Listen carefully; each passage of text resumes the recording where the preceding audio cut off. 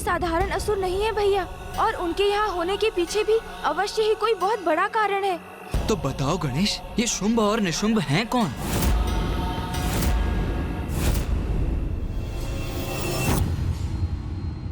कौन है ये असुर भ्राता शुंभ और निशुंभ? कहां से आए हैं ये? आज से पूर्व यहाँ उपस्थित किसी ने ना इनका नाम सुना और ना ही देखा। फिर भी इनकी शक्ति के समक्ष कोई क्यों नहीं टिक सका? अपने नवीन महानायक को लेकर इन्हीं प्रश्नों के उत्तर ज्ञात करना चाहते हो ना तुम सभी?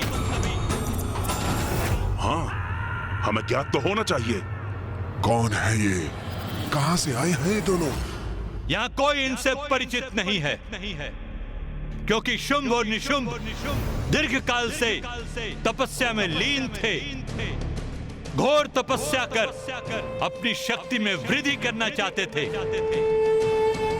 जिससे अत्यंत शक्तिशाली बनकर अपने असुरों का उत्थान कर सके। तप के परिणाम स्वरूप कौन सा वरदान प्राप्त किया इन दोनों ने? तो इनकी शक्ति का कारण इनका तप ही है।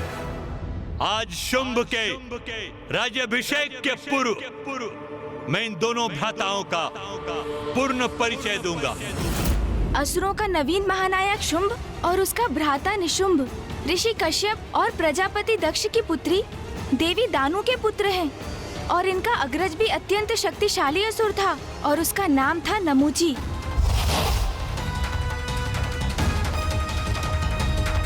इसलिए देवता, गंधर्व, यक्ष, नाग आदि कोई भी युद्ध में उसके समक्ष नहीं टिक पाते थे, जबकि इंद्रदेव और नमूची एक ही पिता ऋषि कश्यप की संतान थे। इनके अग्रज नमूची में इतनी शक्ति थी कि देवराज इंद्र भी उनका सामना करने में अक्षम थे।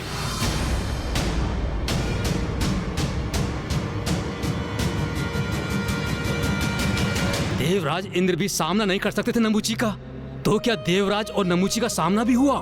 किंतु फिर क्या हुआ? नमूची देवराज के आसन पर स्थित क्यों नहीं है?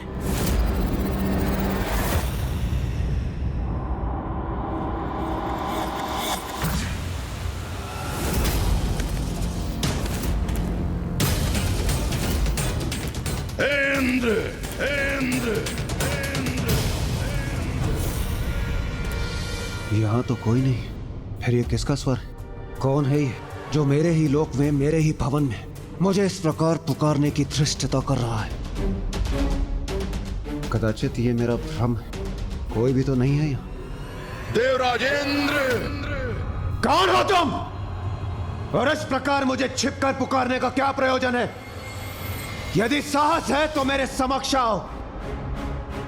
तुम्हारा भ्राता हूं मैं, देवराज इंद्र। मेरा भ्राता?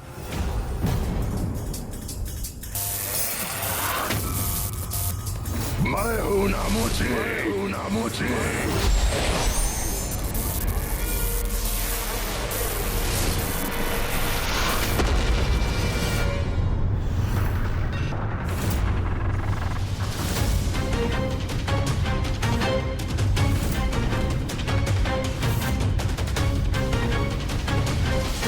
कहां हो तुम? नमूची! आओ नमूची, मेरे समक्ष आओ। क्या हुआ भीरू नमूची? यदि साहस है तो मेरे समक्ष प्रस्तुत होकर मेरा सामना करो। देवराज इंद्र का सामना करो। मैं इन मेघों में कहीं भी हो सकता हूं देवराज।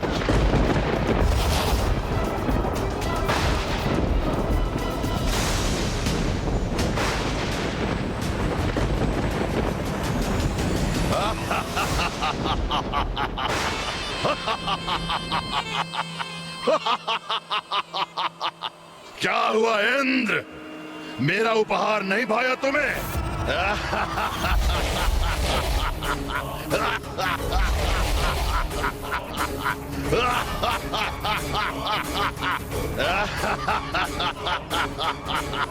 तुम्हारा इतना दुस्साहस!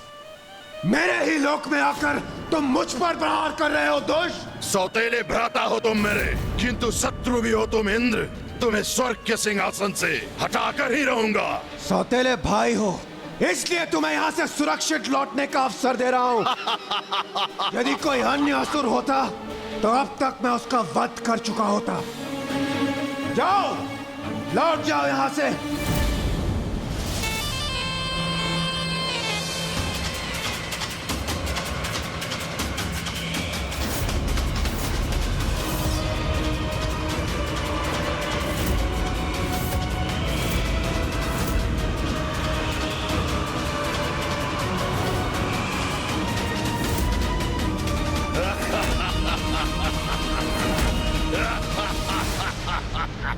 यहाँ से जाने के लिए नहीं, इस स्वर्ग पे अपना अधिकार स्थापित करने आया हूँ मैं, क्योंकि स्वर्ग पर असुरों का ही आधिपत्य होना चाहिए। बस मूर्ख हो तुम, जो तुमने मेरी चेतावनी नहीं सुनी। तो लो, अब मेरे प्रहार का सामना करो।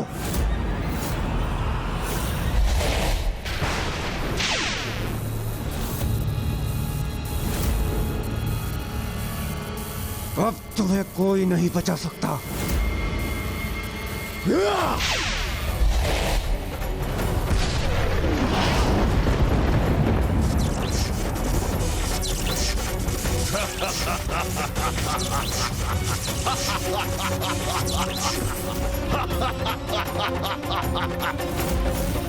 अरे थोड़ा तीव्र प्रहार करो इंद्र, युद्ध कर रहे हो मुझसे, परिहास नहीं। ये कैसे संभव है? इस पर मेरे प्रहार का तनिक भी प्रभाव नहीं हुआ। उचित है, और शक्तिशाली प्रहार करूंगा मैं इस पर।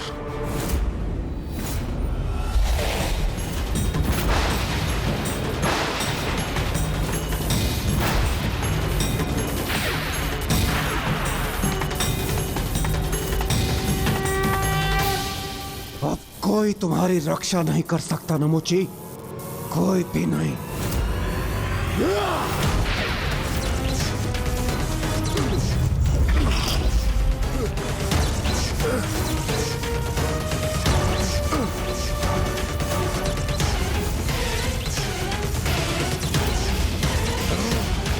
विद्युत की ऊर्जा से संपन्न है मेरा वज्र नमुची, और अब मैं अपने वज्र की विद्युत शक्ति से तुम्हें अपने लोक वापस लौटाऊंगा। इस दुष्ट ने बांध दिया मुझे, किंतु इससे अधिक वो और कुछ नहीं कर सकता।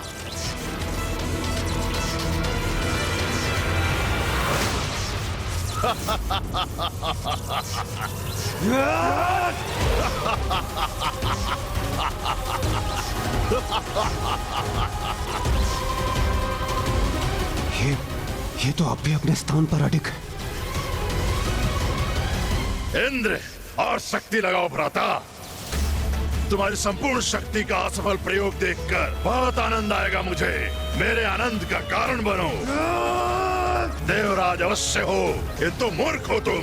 याद नहीं तुम्हें कि तुम मेरा वध कदापि नहीं कर सकते इंद्र, क्योंकि मैं वरदान प्राप्त कर संसार के समस्त अस्त्र और शस्त्र से सुरक्षित हूँ। कोई भी अस्त्र और शस्त्र मेरा वध नहीं कर सकता। यदि ऐसा है तो मेरे समस्त प्रहार इस पर व्यर्थ है। किंतु मैं तुम्हें अवश्य हानि पहुंचा सकता हूं इंद्र।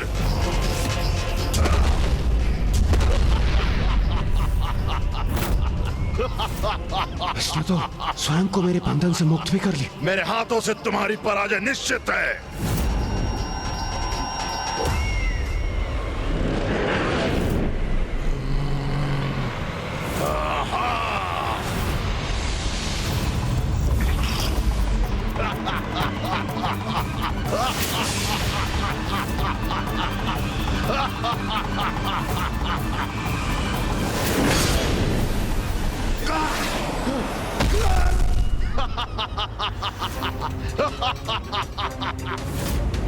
अपने भ्राता से कुछ सीखो इंद्र। शत्रु पे प्रहार ऐसे किया जाता है।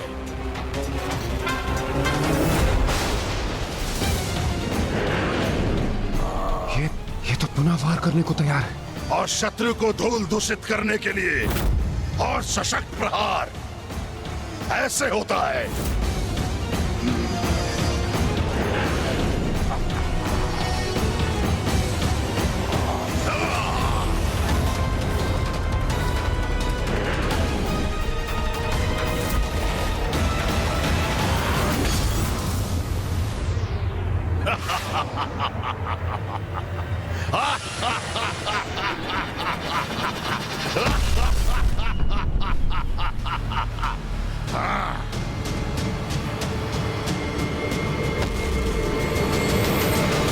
गणेश, तो क्या देवराज इंद्र परास्त हो गए?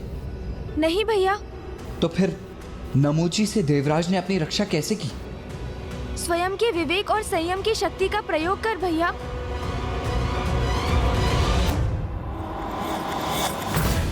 अब कहाँ है वो दुष्ट नमूची?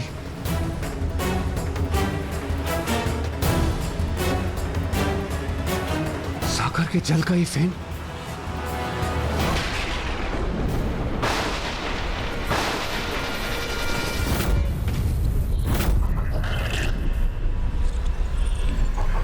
सागर का ये फेन संयुक्त होकर जुड़कर किसी तंत्र युक्त धारदार अस्त्र के समान हो गया है।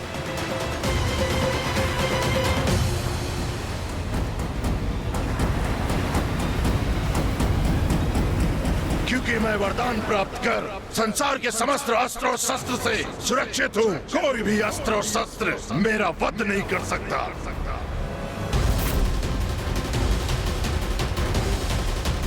ऐसा अस्त्र जो अस्त्र ना हो।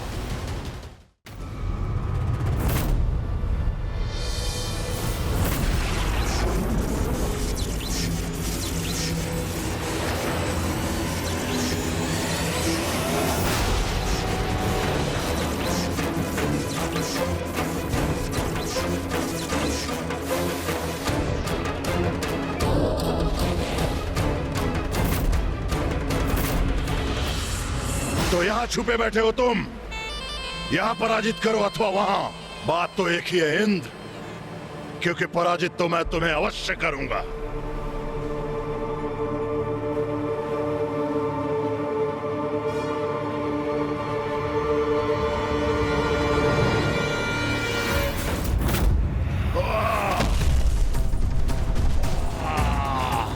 क्या हुआ भ्राता श्री नमूची?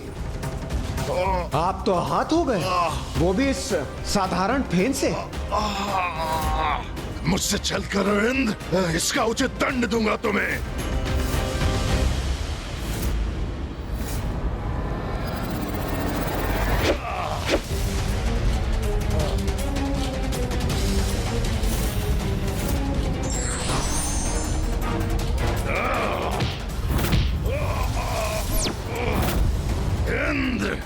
मेरा सामना नहीं कर सकोगे तुम। बस नमूची, हमारी दृष्टता अब और सफल नहीं होगी, कदापि नहीं। अब अंत होगा तुम्हारा दुष्ट।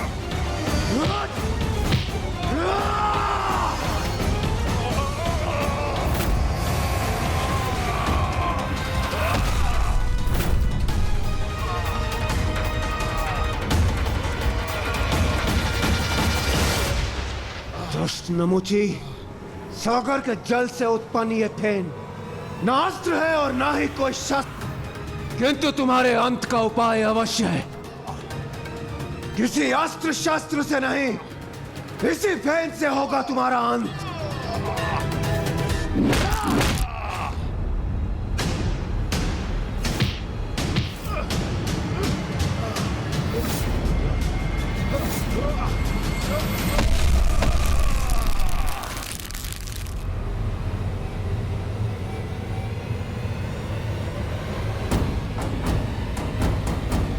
बुराई का अंत सदैव बुरा ही होता है। एक असुर का अंत हुआ तो दूसरे का उत्थान, और इस प्रकार अपने भ्राता के वध की सूचना शुंभ और निशुंभ को मिली।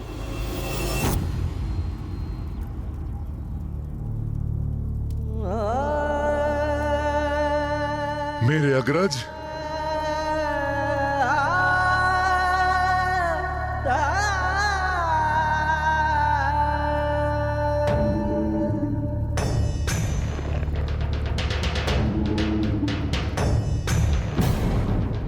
कौन है वो जिसने मेरे अग्रज नमूजी को मृत्यु के मुख पहुंचाया? किसने किया है दुस्साहस?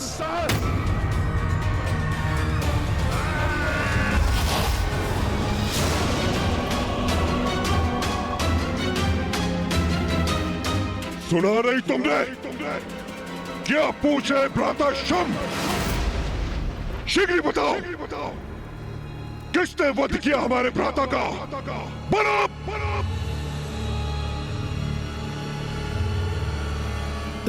स्वामी,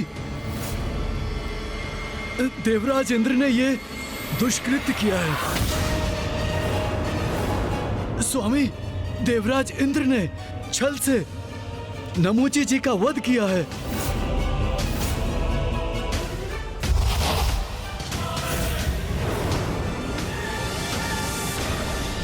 आज अभी मैं शुंभ व निशुंभ प्रतिज्ञा लेते हैं, हम दोनों भ्राता देवराज इंद्र से अपने अग्रज नमूची की मृत्यु का प्रतिशोध अवश्य लेंगे।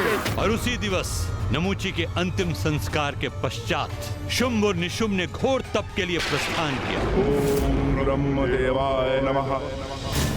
ओम ब्रह्मदेवाय नमः। ओम ब्रह्मदेवाय नमः। ओम ब्रह्मदेवाय नमः। ओम ब्रह्मदेवाय नमः। ओम ब्रह्मदेवाय नमः। ओम ब्रह्मदेवाय नमः। ओम ब्रह्मदेवाय नमः। ओम ब्रह्मदेवाय नमः। ओम ब्रह्मदेवाय नमः।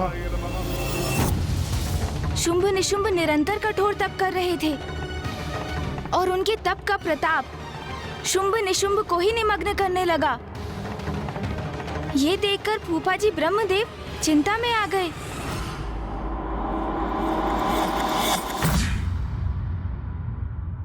ओम ब्रह्मदेवाय नमः।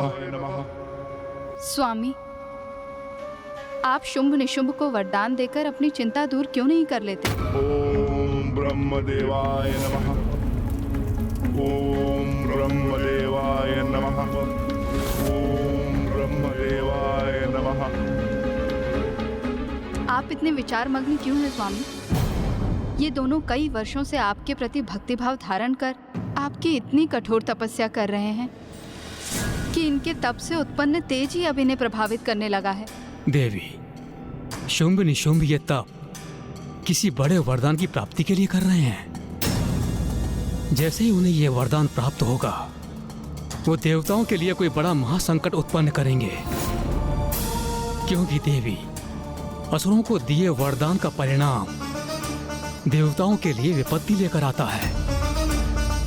ये ज्ञात होते हुए भी मैं इन दोनों को वरदान देने के लिए विवश हूं, क्योंकि तप के फलस्वरूप वरदान देना मेरा धर्म है और इस धर्म से पीछे मैं नहीं हट सकता। कैसी दुविधा है ये? स्वामी का वरदान कदाचित देवताओं की विपत्ति का रूप धारण करेगा, किंतु वो शुंभ निशुंभ की कठोर तपस्या, उनकी पुकार का कोई प्रत्युत्तर ना दे तो भी तो ये देव धर्म की मर्यादा का उल्लंघन होगा। क्या करें? किसी न किसी निष्कर्ष पर तो आना ही पड़ेगा। ओम ब्रह्मदेवाय नमः। ओम ब्रह्मदेवाय नमः। ओम ब्रह्मदेवाय नमः।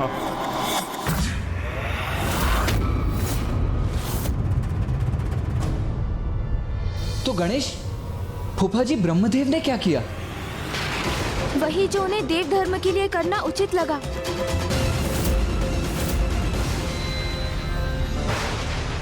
ओम ब्रह्मदेवाय नमः।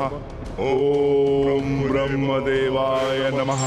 ओम ब्रह्मदेवाय नमः। ओम ब्रह्मदेवाय नमः। ओम ब्रह्मदेवाय नमः। ओम ब्रह्मदेवाय। पुत्र शुंभ निशुंभ, मैं तुम्हारी तपस्या से प्रसन्न हुआ। कहो, क्या वरदान चाहते हो? प्रणाम ब्रह्मदेव, हमें अमरत्व प्रदान कीजिए। अमरत्व का वरदान तो मैं तुम्हें नहीं दे सकता। इसके अतिरिक्त जो चाहे मांग लो। तो आप मुझे ये वरदान दीजिए ब्रह्मदेव कि मेरा अंत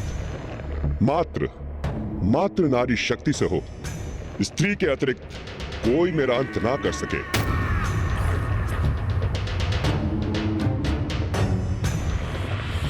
तथास्तु तथास्तु तथास्तु। और मुझे ये वरदान दीजिए ब्रह्मदेव कि मेरा वध भी नारी शक्ति से ही हो, और वो नारी जो मेरे ही शरीर से उत्पन्न हो, अर्थात पुरुष के शरीर से जिस नारी का आविर्भाव हो वही मेरे अंत का कारण बने।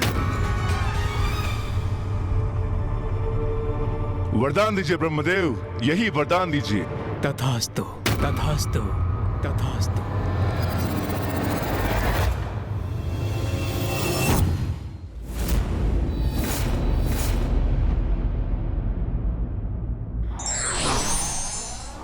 प्रतिशोध की भावना कभी और किसी के लिए भी उचित नहीं होती।